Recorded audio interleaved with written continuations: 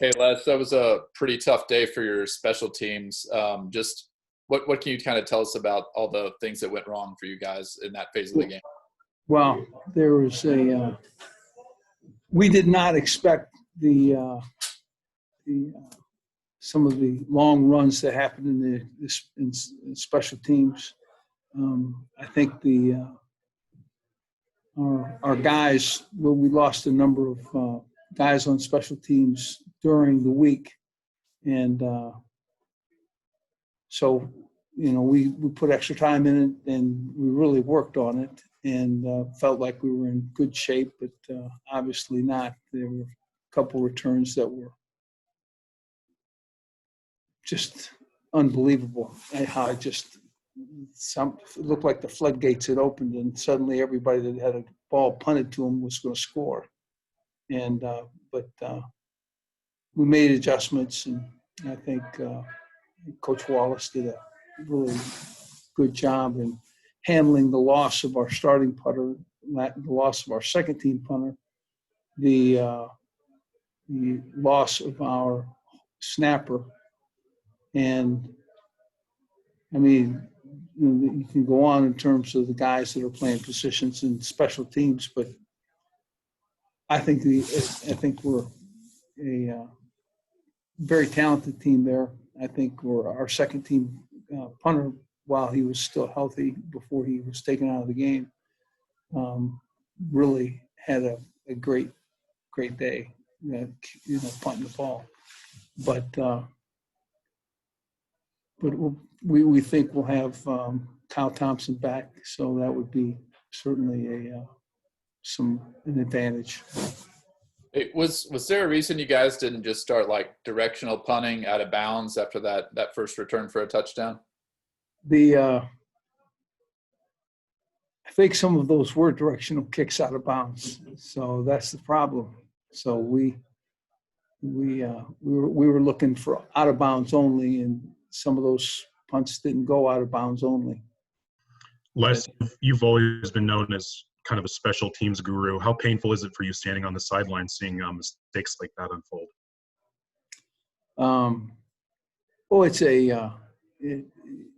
This team is going to be a good football team, and so for me to endure, it's nothing. For those kids, it's gonna make them work harder, and we've got to accomplish that, and that's something that as a group, both coaches and players need to improve in their presentation, or maybe in the guys that are playing spots. So again, I think it's hard, but it's not hard on me as it is them. Hey Les, what did Jalen do to earn the start today, and are you committed to seeing what he can do for you guys the rest of the year? His practice week is what won the spot. What he did was he showed his abilities to hit balls that were tight throws, and in my opinion, had a really good week. Competed extremely well, and we anticipate that his accuracy will pick up. What did you see out of him today? Well, at times we ran the pace tempo series in the second half, or late in the second quarter, one of the two, and that's what you can expect from him. Move his feet, throw the ball, get it lined up, and when he goes to throw the ball, he can make all the throws. He just needs to get more confidence, and when he steps into the ring and steps into a game, he needs to now snap his fingers and say, okay, this is what we're going to do, okay, and get it right. So if he does that, he'll be a really talented quarterback. Hey, Coach, how much did that muffed punt kind of put you guys in a bad spot just before halftime? It seemed like the game really got out of hand after that muffed punt. Yeah, I think you're exactly right. I think it was a I think it was the play of the game in terms of us. We were the third score, behind becomes a monster to overcome. Coach, I'm just curious, when these lopsided losses kind of keep mounting like this through 5 games now, how concerned are you about, what that means for your players and recruiting and also to your fan base? Here's what I tell those guys, okay, all of which. We're a good football team. We got talent and good coaches, and we're gonna put it together. And when you see glimpses of how it's run, where it looks extremely functional and efficient, and you can see the guys as Mason made a great series of catches as a young sophomore, and we figure that he'll end up being a really good player. That's an example. And I don't know that I've ever had a game where I lost my starting punter and my second team starting punter. And I think that I think that we're in a time frame where we're a little nicked on the perimeter, and we get healthy. I think that somebody will find a very talented team that is ready to play, and that could hopefully be this Saturday that we're about to play. Hey, Coach, we haven't talked to you since Puka opted out. Can you kind of tell us about what your expectations are for that situation? Is he coming back next semester? Is he going to transfer? Is he going to enter the draft? Well, when he left to go support his mother who's sick. And I think it's a wise decision for him to do so. I think those minutes and times are something that he'll look back on and not regret leaving the team to be with his mom.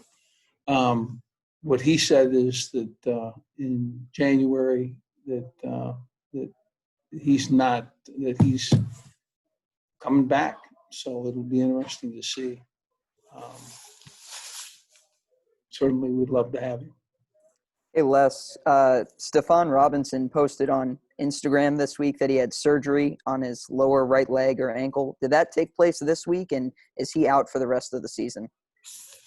I think he's out for at least a couple of 3 weeks. But, yeah, there's a guy that could certainly have helped us a little bit in this game. And just to ask again, did he have that surgery this week, or was that before the season or another time? No, he had that surgery in the last 3 days. Any other questions for Coach? Hey, you guys were without a number of receivers, not just Robinson, but TK and Lawrence Arnold. Can you give us an update on those guys? And then also, while we're talking about that type of thing, Drew Prox didn't seem to play today. Yeah, Drew Prox got sick on site, and he did not have he had a flu, but not the flu, and so, but he couldn't play. The two that you had in which two guys are you talking about now? Oh, just TK was out, and then Lawrence Arnold. TK was on site until he gets healthy, and he should be healthy next week. Lawrence Arnold, without HIPAA, he should be ready in the next 2 weeks. What went wrong on Jalen's pick six? He threw a ball over top. He's not necessarily reading exactly in a veteran way the throwing game, but yeah, he overthrew an underneath receiver, and anytime you throw a intermediate ball, you can't overthrow it because you'll end up, picked, and that's just what he did. And we saw him pick up a long third down on the ground. How big of a is that his biggest weapon right now? His running ability? It's not his biggest weapon. He can really throw it. He just needs to get more confidence there and spend some time, throwing the ball. So, but he's going to give us as well a very mobile, very confident runner. One more for Coach. Hey, Coach, on special teams, is that something that'll get better over time once you can start building the program? I think that the quality of the players within the team, make that special teams, those units, capable, and it's guys with great speed. And I want you to know, we have some good special teams guys. It's just that the issue was we were nicked significantly, and the Steph Robinson would certainly have been able to take a punt return. I mean, TK, there's a bunch of guys that are on the perimeter that, that we're going to get healthy and bring along some of the younger players on our team. And we're going to give us some time to do that. You'll enjoy the team that comes to play. Thanks, everyone. We'll be in with a couple players.